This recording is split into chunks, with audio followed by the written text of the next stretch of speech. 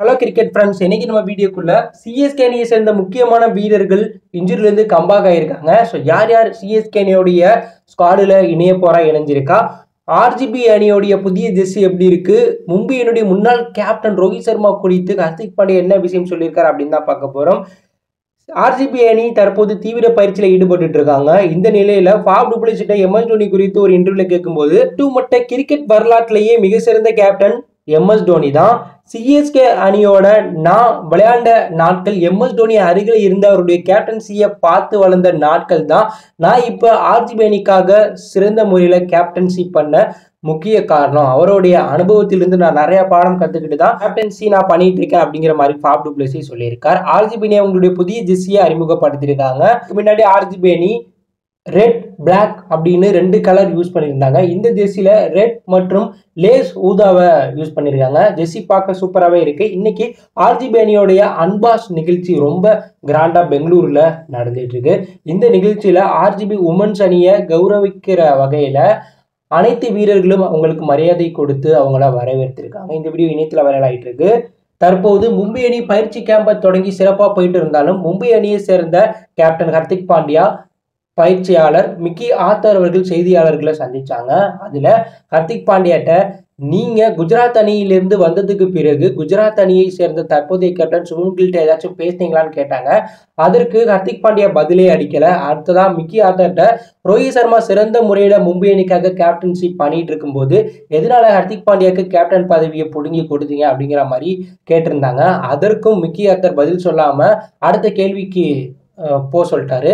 அடுத்த ஹர்திக் பாண்டியாட்ட ஐபிஎல் வரலாற்றிலேயே தோனிக்கு அடுத்தபடியா ரோஹித் சர்மா மிக சிறந்த கேப்டன், அவர் உங்களுக்கு கீழே மும்பை அணிக்காக இந்த சீசன்ல விளையாட போறார், இதை பத்தி என்ன நினைக்கிறீங்க அப்படின்னு கேட்டாங்க. அதற்கு பதிலளித்த ஹர்திக் பாண்டியா, நான் ரோஹித் தலைமையில பல கிரிக்கெட் போட்டி விளையாண்டுருக்கேன், அதே போல ரோஹித் ஏன் தலைமையில மும்பை அணிக்காக விளையாட போறார், மற்றபடி எந்த ஒரு மாற்றமே இருக்காது. ரோஹித் சர்மா இதற்கு முன்னாடி மும்பையுடைய கேப்டனா இருந்திருக்கார், பல சாதனைகளை படைச்சிருக்கார், அந்த சாதனையை நான் தொடர நினைக்கிறேன். ரோஹித் சர்மா மும்பை அணிக்காக பிளேயரா விளையாடும் போது அது எனக்கு பலமாக தான் இருக்கும். ஏன்னா ரோஹித் தற்போது இந்திய அணியோடைய நிரந்தர கேப்டன். ஸோ அவர்கிட்ட நான் நிறைய விஷயங்கள் கத்துக்குவேன் அப்படிங்கிற மாதிரி ஹர்திக் பாண்டியா சொல்லியிருக்காரு. இதுல ரோஹித் குறித்து ஹர்திக் பாண்டியா புகழ்ந்த மாதிரி பேசினாலும் தொடக்கத்துல ரோஹித் ஏன் கேப்டன்சில விளையாடுறது எந்த ஒரு பிரச்சனையும் அவருக்கு இருக்காது அப்படிங்கிற மாதிரி சொல்லியிருக்காரு. இதை தற்போது ரோஹித் ரசிகர்கள் வைரல் ஆக்கிட்டு இருக்காங்க. மேலும் ஹர்திக் பாண்டியா போஸ்டர் மும்பை அணி போட்டாலே அதுக்கு நிறைய மோசமான கமெண்ட் மற்றும் மோசமான விஷயங்களை மும்பை ரசிகர்கள் பண்ணிட்டு இருக்காங்க. இந்தப்பட்ட சமயத்துல மும்பை அணியை சேர்ந்த சூரியகுமார் யாதவ் தற்போது என்சிஏல தீவிர பயிற்சி மற்றும் சிகிச்சை எடுத்துட்டு இருக்கார். ஸோ இன்னைக்கு அவருடைய ஃபிட்னஸை நிரூபிக்கிற டெஸ்ட் நடந்துச்சு. இதுல சூரியகுமார் தேர்ச்சி அடையல, இதனால அவர் ஐபிஎல் விளையாட முடியாது. ஸோ சூரியகுமார் யாதவ் ஐபிஎல் முதல் 2 போட்டியை மிஸ் பண்ணுவார் அப்படிங்கிற தகவல் வெளியே இருக்கு. அடுத்தபடியே என்சிஏல அவருக்கு மார்ச் 22ஆம் தேதி ஒரு டெஸ்ட் இருக்கு.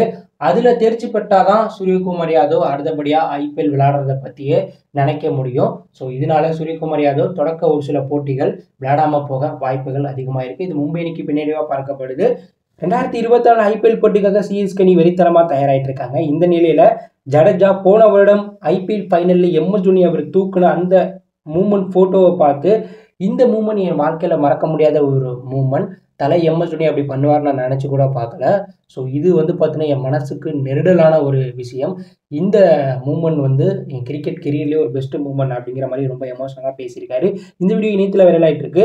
மேலும் எம்எஸ் தோனி தற்போது வெறித்தனமான ஃபார்ம்ல இருக்கிறதா சிஎஸ்கேனுடைய பேட்டிங் பயிற்சியாளர் மைக் ஹசி சொல்லியிருக்காரு. மேலும் 57க்கு பதிலாக புதிதாக வந்த சமீர் ரிஜ்வான் தான் பிளேயிங் லெவலில் விளையாடுவார், அவர் அந்த இடத்த நிரப்பக்கூடிய தரமான பிளேயரா இருக்காருன்னு அவர் சொல்லியிருக்காரு. மேலும் சிஎஸ்கே அணியை சேர்ந்த சிவம் தூபே கூடிய சீக்கிரமா சிஎஸ்கே அணியில இணைய போறதா தகவல் வெளியாயிருக்கு. அவர் ஆர்சிபிக்கு எதிரான போட்டியிலேயே பிளேயிங் லெவலில் விளையாட தகுதியான வீரரா தற்போது உருமாறி இருக்கார். என்சிஏல அவருக்கு சான்று கொடுத்திருக்காங்க அப்படிங்கிற குட் நியூஸ் வெளியாயிருக்கு. அதே போல நேத்தி நடந்த ஸ்ரீலங்காவுக்கு எதிரான ஓடிஐ தொடர்ல இன்ஜுரியால அவதிப்பட்டு வெளியேறின முஸ்டபிசுர் ரஹ்மான் இன்னைக்கு சிஎஸ்கே அணி கேம்ப்ல இணைஞ்சிருக்காரு. அவர் காலில் தசைப்பிடிப்பு ஏற்பட்டதுனால அவர் முதல் ஒரு வாரம் விளையாடாம போக வாய்ப்பு இருக்கிறதா தகவல் வெளியானுச்சு. ஆனா இன்னைக்கு முஸ்டபிசுர் ரஹ்மான் சிஎஸ்கே அணியோடைய பயிற்சி கேம்ப்ல இணைஞ்சிருக்காரு. இது சிஎஸ்கே அணிக்கு குட் நியூஸா பார்க்கப்படுது. சிஎஸ்கே அணியை சேர்ந்த பதிரானா இன்னும் இன்ஜுரியில தான் அவதிப்பட்டு இருக்கார். அவர் இன்னும் சிஎஸ்கே அணியோடைய கேம்ப்ல இணையல. இது சிஎஸ்கே அணிக்கு பின்னடைவா பார்க்கப்படுது. இந்த வீடியோ கொடுத்து கருத்தை கமெண்ட் பண்ணுங்க, மறக்காம சப்ஸ்கிரைப் பண்ணி ஃபாலோ பண்ணுங்க.